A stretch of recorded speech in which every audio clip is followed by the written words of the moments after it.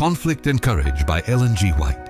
Power guaranteed, March 4. As a prince hast thou power with God and with men, and hast prevailed. Genesis 32:28. Had not Jacob previously repented of his sin in obtaining the birthright by fraud, God could not have heard his prayer and mercifully preserved his life. So in the time of trouble, if the people of God had unconfessed sins to appear before them, while tortured with fear and anguish, they would be overwhelmed. Despair would cut off their faith, and they could not have confidence to plead with God for deliverance. But while they have a deep sense of their unworthiness, they will have no concealed wrongs to reveal. Their sins will have been blotted out by the atoning blood of Christ, and they cannot bring them to remembrance. All who endeavor to excuse or conceal their sins, and permit them to remain upon the books of heaven, unconfessed and unforgiven, will be overcome by Satan. The more exalted their profession, and the more honorable the position which they hold,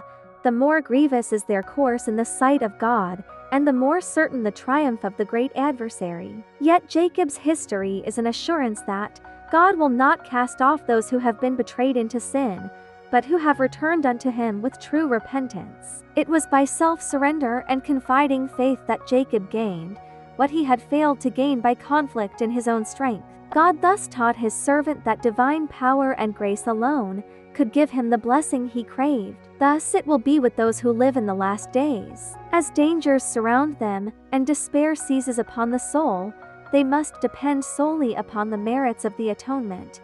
None will ever perish while they do this. Jacob prevailed because he was persevering and determined.